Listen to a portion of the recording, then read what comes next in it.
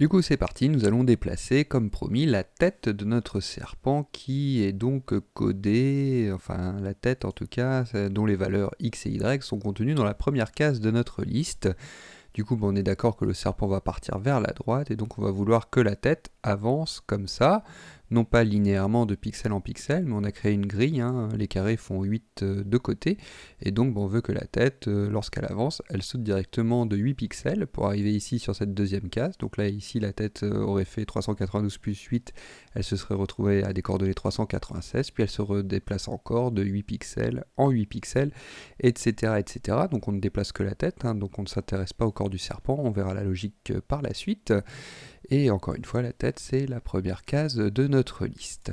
Du coup, c'est parti. Écoutez, nous avons créé ici dans notre love.load, d'ailleurs le commentaire est parti, mais je vais le remettre. Ici, nous avions codé donc création des 50 fragments du serpent, dont la tête qui est contenue dedans.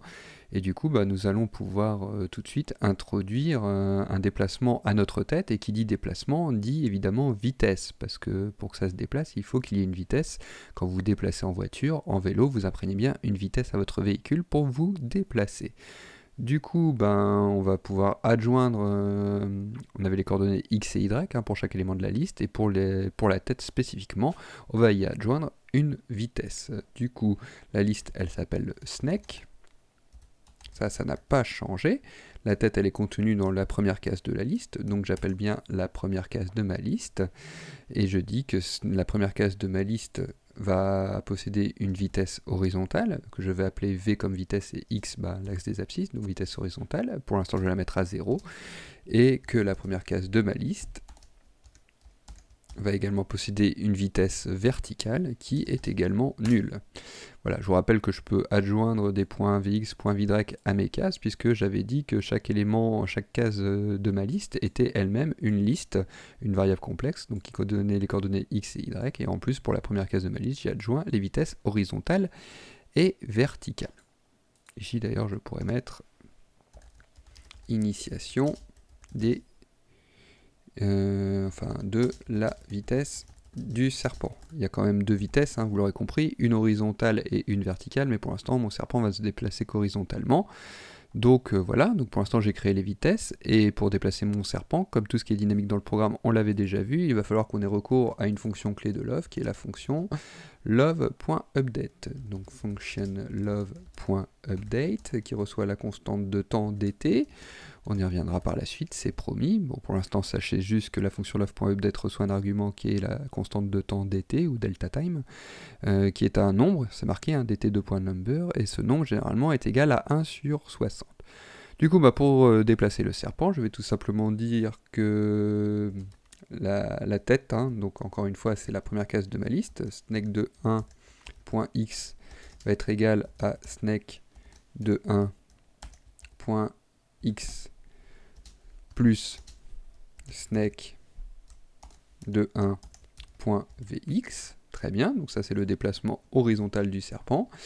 Et je vais également initier le déplacement vertical du serpent. Snake de 1.y égale snake de 1.y plus snake de 1.vy. Les vitesses étant nulles, 0 et 0, vous l'aurez compris que les coordonnées x et y pour l'instant ne vont pas bouger. Mais pour l'instant on a tout renseigné correctement, le programme ne crache pas. Si maintenant je veux mettre une vitesse horizontale à mon serpent, je pourrais rajouter une unité. Et donc là, x va s'incrémenter d'une unité à la fois, la tête se déplace d'un pixel à la fois, c'est plutôt joli, et ça marche, ça bouge, j'ai bien ma tête qui se déplace. Le problème, vous l'avez vu, c'est que là, ça se déplace de pixel en pixel et non pas de case en case de la grille, ce qui va considérablement complexifier les choses, notamment pour tester la collision. C'est pour ça qu'on a créé une grille et qu'on veut que ça se déplace de 8 pixels en 8 pixels, parce que pour les collisions, ça va être beaucoup plus simple, surtout pour un tout premier programme.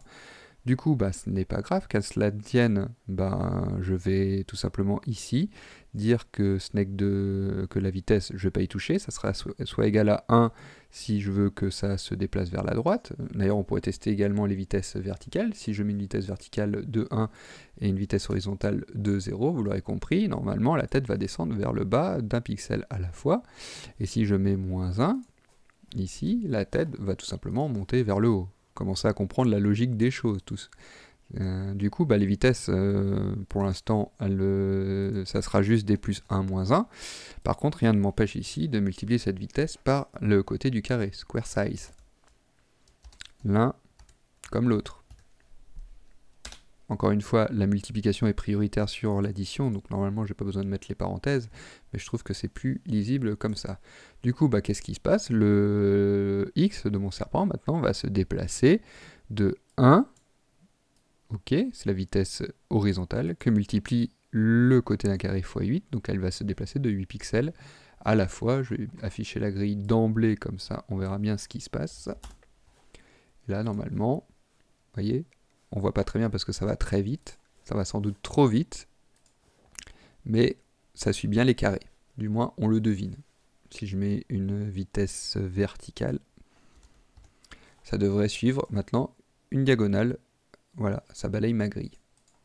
Si je mets moins 1, ça va vers le haut, voilà. Donc ça marche parfaitement, mais vous l'aurez bien compris que là, le problème, c'est que le serpent va beaucoup trop vite, et c'est là que la constante de temps va nous aider, on va pouvoir s'en servir, et on va découvrir à quoi elle sert, et ça va nous permettre notamment de ralentir le temps. On pourrait également l'accélérer, mais là, ce qui nous intéresse, c'est de ralentir le temps, pour qu'on ait le temps de manipuler notre serpent sans qu'il se crache de manière très rapide dans les murs, puisque là, le serpent fait 8 pixels secondes en vitesse, ce qui est énorme. Donc ça, évidemment, ça sera dans la prochaine vidéo. Oui, le suspense est intense, la constante de temps vous excite, mais rassurez-vous, ça vient très vite dans la suite sur cette chaîne. Des bisous, à très vite.